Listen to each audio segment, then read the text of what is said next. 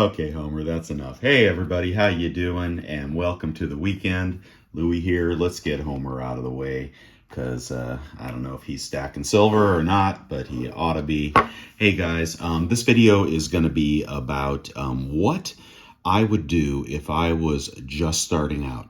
Okay, let's throw away the last 10 years. Let's start over. Let's do a reset for the new guys and for people that are considering whether they want to get into this hobby or not. I'm going to give you my top advice for brand new stackers and how I would approach this particular market in silver and gold.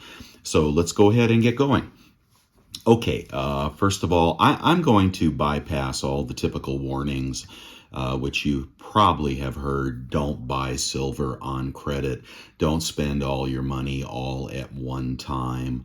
Don't do impulse buying, right? Don't give out your personal information, etc., etc., etc. You've heard it all. The warnings go on and on and on. Store your silver in a safe place. Don't tell people about it, etc. But let's get into stacking, right? You want to do some hardcore stacking. Let's say that you've got available funds, all right? You know, you're not broke, you know, so you can't be a stacker if you're broke. I'm sorry, that's the deal. Go get a job, all right? Get some money together, put some of that into safe and reasonable investments, and then hold, a solid percentage, let's call it 10 to 20% in precious metals. How do you get to that 10 to 20%? What should you do starting out? Okay, now most people, the most successful stackers I know, stack over time. They stack over time. They don't take all their money and run to the LCS and, just plunk it all down on a monster box of silver eagles. Matter of fact, I think that'd be the worst possible thing you can do. So let's take our money and let's decide that we're going to put it into precious metals over time. All right, rule number one, go in slow. There's a lot of dip buying, and I do it. Everybody does it. It's not a bad thing to do, but don't spend all your money on dip buying. Spend money once a month if you can, and look for the dips on that monthly, time frame, and put a certain amount of your money into metals each month. I think you'll be more successful over time. That's a dollar cost average strategy. Do wait for the dips, okay? But also average in over time. And feel free to sit out, a couple of months if spot is rocketing higher. What we have found over time is people buy when spot price is rising. People do not buy when spot price is falling. I was in the coin shop the other day selling some coins, and 3-to-1 sellers over buyers when silver was in the mid 22s. 3-to-1 sellers over buyers. Okay, just be aware of that. There are people in our community, like-minded people that are buying. There are also plenty of people who are selling. You know who they are? Well, they're people that bought in at much lower prices. Like I'm happy to say I have done, or my recent inheritance, certainly they picked up their silver and gold at much lower prices. And whether they get $23 an ounce, $25 an ounce, $21 an ounce, there's a lot of gravy there for them. So there are always sellers. But that's an aside. All right, where to buy? Now, you can go to the typical places if you're unsure about where you should buy. APMEX is a very respected retailer. They charge the highest prices that I have seen, but they also take returns effortlessly. Then you may also check out other retailers like JM Bullion, Provident Monument Metals, Bold Precious Metals, the Coin Shop in Canada, and silver.com, et cetera, et cetera. But you'll see very consistent pricing. I like to shop on eBay, and I like to use my credit card. So I give that advice every week, pretty much. Get that eBay credit card, get over 3% cash back when you make a purchase. It goes through immediately and they ship your coins immediately, or they get knocked as a seller. Only buy from reputable sellers that you know. Sometimes you'll find that the major retailers will sell there cheaper than they will in their store, especially if they're liquidating something. And I stalk that like a hawk. That's how I bought my last 100-ounce bag of silver shot at $23, okay, after rebate. And then there were some other bars that I purchased between 23 and 25. Right now, even with spot dropping or showing some weakness, I'm not seeing any bullion under 25. So Black Friday was the day that you could have made out if you were buying. I'm sure many people did. Often the last quarter of the year is a good time to buy precious metals. You could even say, and I don't do this, but you could say, build your money during the first 3 quarters of the year and do your shopping in the last quarter of the year.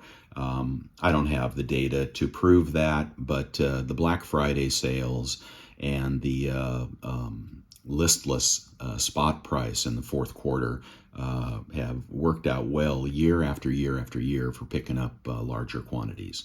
Okay, you've decided to cost average. You've decided to buy in once a month. You're looking for the best possible deal. What size bars? All right, guys.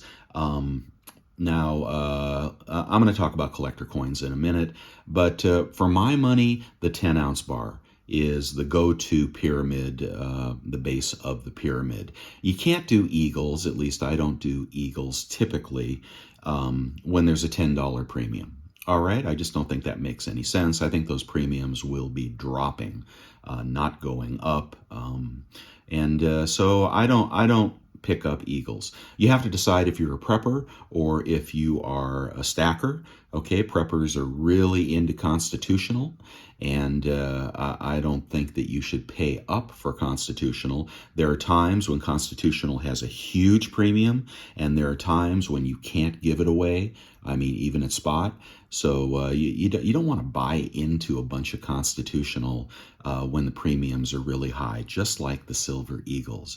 I recently saw a deal for 20 times face at a major retailer. I'm personally not buying at that level. With spot at 22, I think I'd want a little lower price than 20 times face. If you're a prepper, feel free to go for the constitutional. I'd get the generic constitutional, the Washington quarters probably.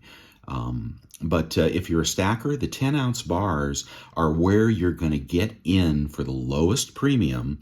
And recently we had $1 something over spot on Black Friday at a major retailer. And you're going to get out at the lowest haircut.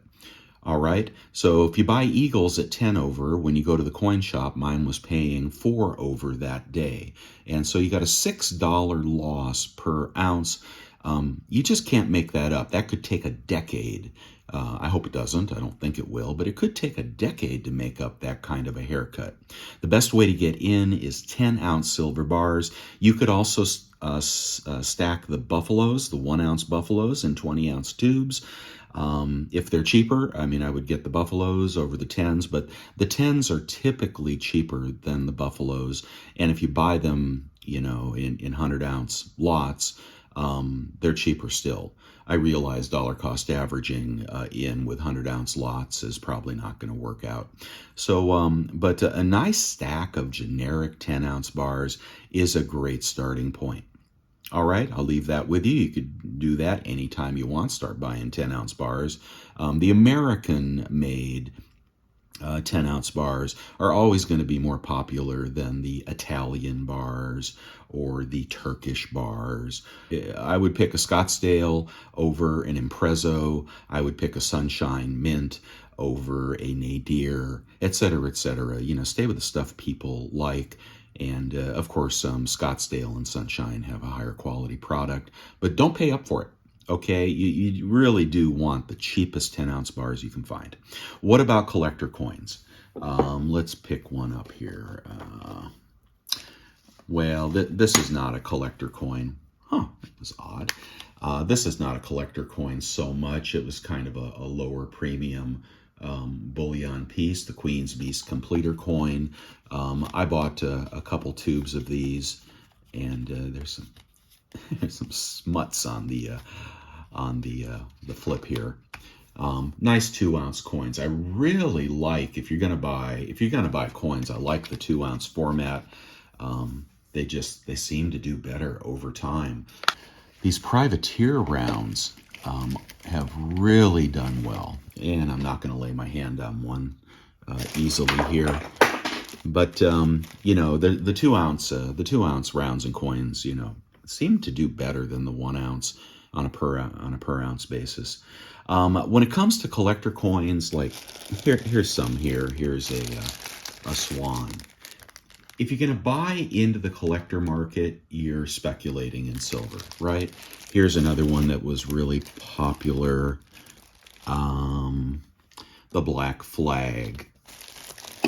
These are all coins I'm selling, right? Yeah, I don't have it handy here. But, you know, the collector coins, if you're going to buy those, I think you need to be prepared to buy and sell them when they appreciate. If you hang on to them too long, they often go back down. And like these swans, they had done really well in the beginning. I sold a few tubes of them. And, you know, but now they've come back down. So if you're not a reseller, if you don't have a store, an eBay store, or you don't sell on Instagram or something like that, then, you know, I don't know. I think I would steer clear of collector coins if you're just starting out. Maybe give yourself a year. There's a pretty coin. Now, this was the 25th anniversary kookaburra, and these were sold at the time for same price as normal kooks. So, you know, something like, oh, this is actually it's actually a goat privy as well. So that's somewhat off the charts. But, you know, there are certain coins that are worth picking up for the long run. But for the most part, you just want to stay with the boring 10-ounce or 1-ounce bullion, and leave the collector coins to somebody else while you build the pyramid of your stack. Because you're not going to get stuck with a whole big collection that if you need to liquidate it, dealer's going to pay you, you know, much less than you paid for the coins. So if you don't sell, if you don't trade, then steer clear of collector coins completely. Let's talk about gold for a minute. We'll get my little gold miner out here. Something else I picked up on eBay. Oops. Those are actual gold nuggets in the pan. So I do think that you should stack both silver and gold. What I would do is, you know, maybe get your first $1,000 invested in silver, and then consider some fractional gold. Just consider it, but watch those premiums, because they have been quite high on American gold. The gold that I stack kangaroos, pretty low premium, often on sale. That's a Perth Mint product. I like the fractional 1/4 ounce kangaroos. I also stack U.S. commemorative. You can often get those for pennies over spot, especially if you're looking on eBay and using your credit card. And I only stack the gold eagles when I can just get a real haircut off that premium. So the reason that I like to have gold and silver in the stack is that I trade the ratio. Right now the ratio is a little over 80-1. I think it's pegged up here at its high. That means that silver is cheaper than gold, because historically the ratio runs much less than that, and you could totally expect a run back to 60-1. That I think is definitely probably in the cards. So at that point, if you have low premium gold and low premium silver, then you can go into the LCS and you can sell one or the other and pick up whatever you need. Usually I do my buying, more on eBay or the retailers, but I also pick up the junk bin silver at the LCS. He'll sell that to me for $1 over spot. And sometimes there'll be some real jewels in that at the LCS. So no problem paying $1 over spot for, secondary market silver. But when you trade the ratio, if you watch the ratio, you can amplify your stack, whether you want it to be silver or gold. All right, the younger you are, the more I would focus on silver. All right, because I think it's got the most potential and the most volatility. When you're young, you can handle that volatility.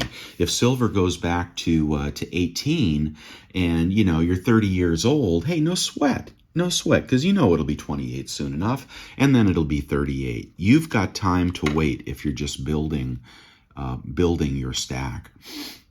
So don't hesitate to pick up silver if you're younger. If you're older, this is a 2018 kook. If you're older, you really want to be leaning hard towards gold because you don't want to have, let's say that silver moves up to $30 an ounce, and you're 65 years old, and you got all your money in silver, and then we have one of these dumps or one of these manipulations or smackdowns, and it goes back to 22.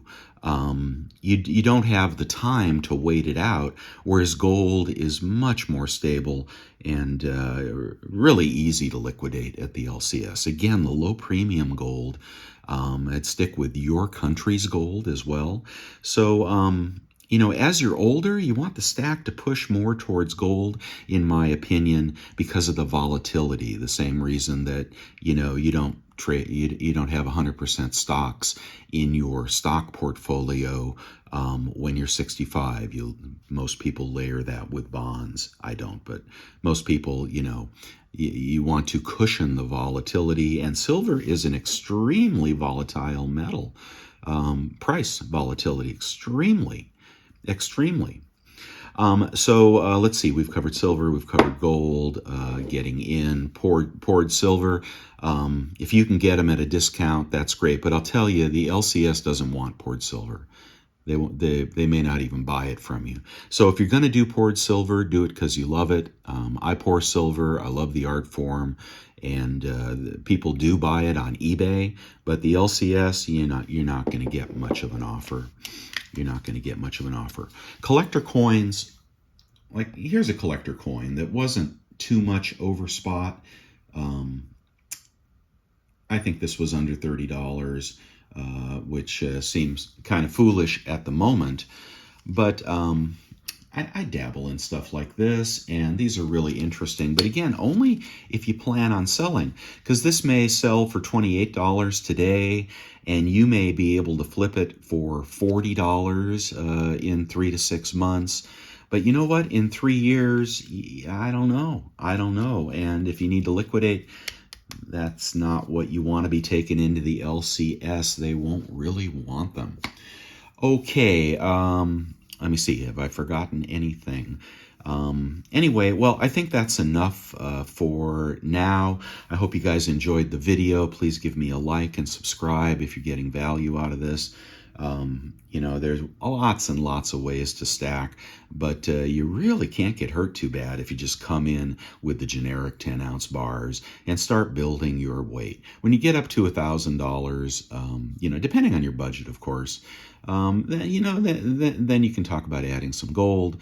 When you get up to $5,000, you could talk about adding some crazy coins if you want to do that. But the collections, the collections, you can hang yourself with collections. The spot at 22, the collector market is dying. All right, so spot has to be on the increase for collector coins to appreciate. I also like numismatics. I collect the Morgans, etc., etc. But just hold off on the coin collections, hold off on the numismatics, hold off on the collector coins. Give yourself a little while before you jump into gold and just get your boring 10-ounce bars stacked.